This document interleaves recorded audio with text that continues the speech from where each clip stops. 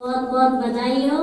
जीते रहो, खुश रहो, स्वस्थ रहो, मस्त रहो बाबा की तरफ से।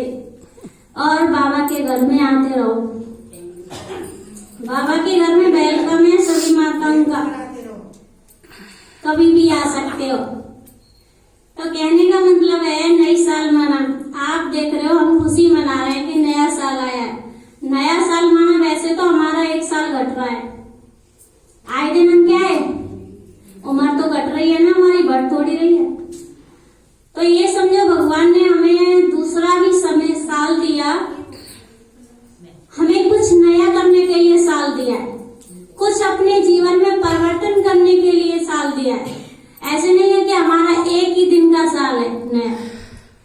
हमारा पूरा जीवन ही कैसा होना चाहिए, नया साल, नया जीवन होना चाहिए। पुराने संस्कारों को खत्म करना चाहिए। कैसे संस्कार होने चाहिए?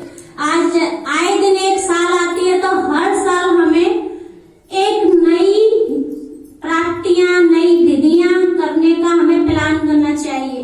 अब ये नहीं है कि आज एक दिन नया साल आ गया तो खुशियां मना ली, लेकिन मैं ऐसा करूं जो कुछ नया करके सृष्टि पर दिखाऊं, वो तो मेरा नया साल है।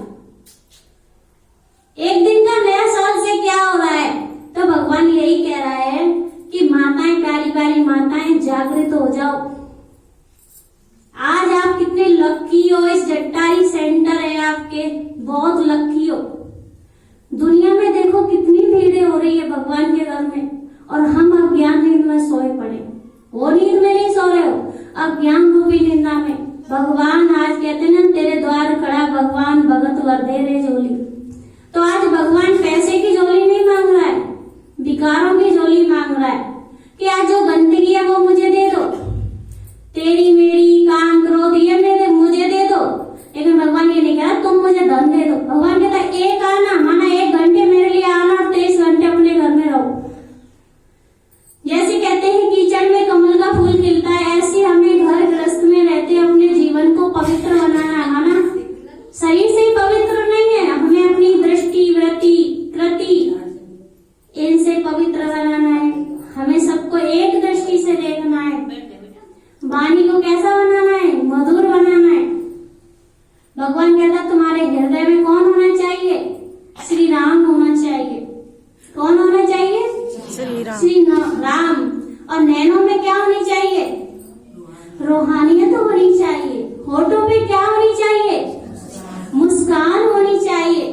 आज हमारे होठों पे मुस्कान नहीं है, सूखे से होठ रहते, क्योंकि खुशी नहीं है, क्योंकि जीवन में खुशी नहीं है, चिंताओं में जी रहे। तो भगवान क्या कहता है, सारे बोझ मुझे दे दो। जो भी किया हुआ, जितने भी पाप हैं वो मुझे दे दो। फिर भी हम क्या कर रहे हैं? कहते हैं एक माता जा रही थी और 2 भाई जा रहे गाड़ी में बैठ के, और वो माता ने बोला, क्या बोला? वो भाई कह रही अम्मा कहाँ जा रही है? तो उसने बोला भैया घर जा रही हूँ। तो उसने कहा अरे अम्मा हमारी गाड़ी में बैठ जा। उसके सिर पे क्या लगा? गठरी लगी थी। अब गठरी लेके जा रही थी तो उस भाई ने उसे बिठा लिया। फिर क्या हुआ? इस बच्चे का शांत। तो कहने का मतलब है वो भाई ने बिठाया उसे और वो अम्मा बैठ गई गाड़ी के अंदर। जब वो अम्मा उतरी ना वगैरह, अरे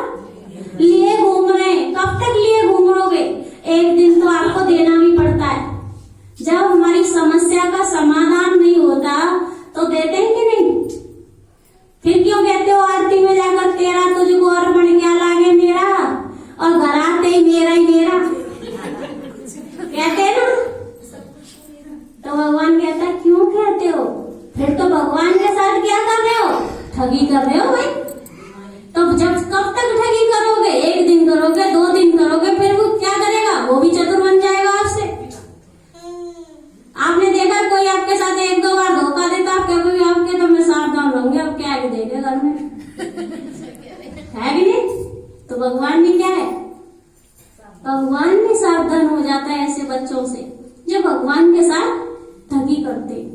और जो सच्चे दिल से साहेबराजी, तो सच्चे दिल से परमात्मा को याद करता है, चाहे वो कुछ भी ना दे, उसके साथ भगवान हमेशा रहता है। ठगी करने वालों के साथ कभी भगवान नहीं रहता। तो कहने का मतलब है नई साल माना, हमें अपने संस्कारों को, आज भी हमने किसी के साथ बुरा किया है, आज उसे माफ कर दो, वो गया, लेकिन आगे से मैं किसी के साथ बुरा नहीं करूंगी। नया साल का यही अर्थ होता है। अब ये नहीं कि एक ही दिन नया होगा, मेरा जीवन ही कैसा होना चाहिए, नया होना चाहिए। मेरे संस्कारों से क्या है, खुशबू आए। जैसे गुलाब के फूल से क्या आती है, खुशबू, और उसके अंदर कांटे भी हैं और फिर भी क्या दे रहा है वो, खुशबू। तो आप माताओं का ये एग्जाम्पल है। कांटे माना घर गृहस्थ संबंधियों में रहते हुए मुझे गुलाब के फूल की तरह खिलते रहना है। चाहे मेरे साथ कोई कुछ भी कहे, लेकिन मुझे शुभ भावना, शुभ कामना सबको देनी है कि नहीं। अब ये थोड़ी है, भगवान ये थोड़ी कहा है तुम्हारे, तो भगवान ने कहा जो तुम दुख दोगे तो दुखी होकर मरोगे, और सुख दोगे तो।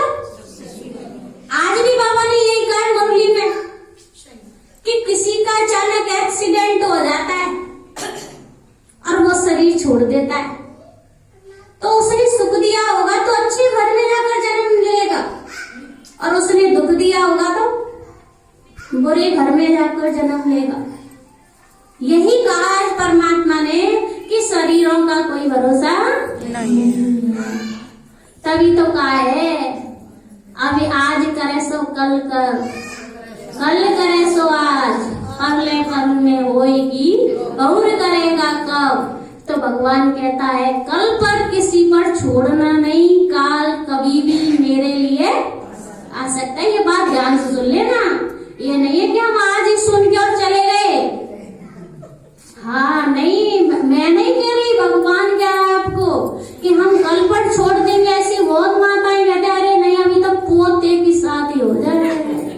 तो भगवान कहता है तुम्हारी कब तक इच्छाएं बढ़ेंगी, मैं तो तुम्हारी इच्छाओं का भी पूरा कर रहा हूँ, लेकिन तुम मेरे पास कब आओगी बात करने के लिए।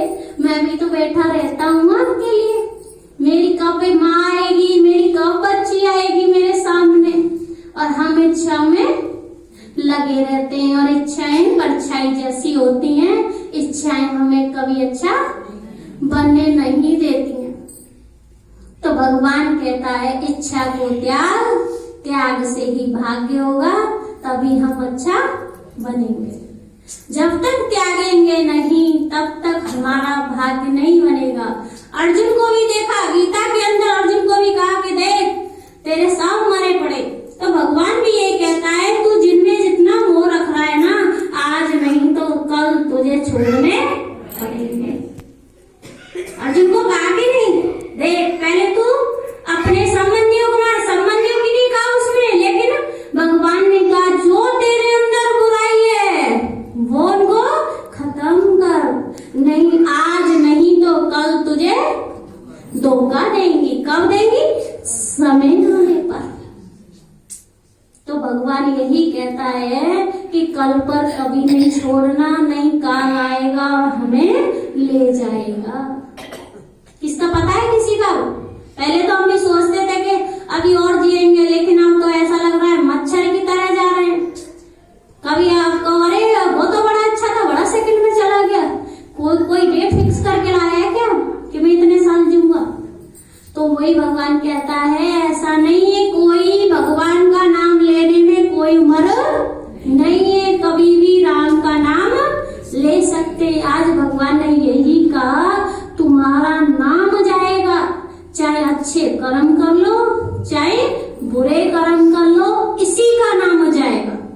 यहाँ से जाएंगे जब, ना हमारा शरीर जाएगा ना हमारे संबंधी जाएंगे, और हम किस में फंसे, मैं और मेरे में। अर्जुन को क्या कहा, कोई तेरा नहीं है। और आप सभी माताओं को भी पता है, अकेले आए थे और आपको पता है नहीं आगे तो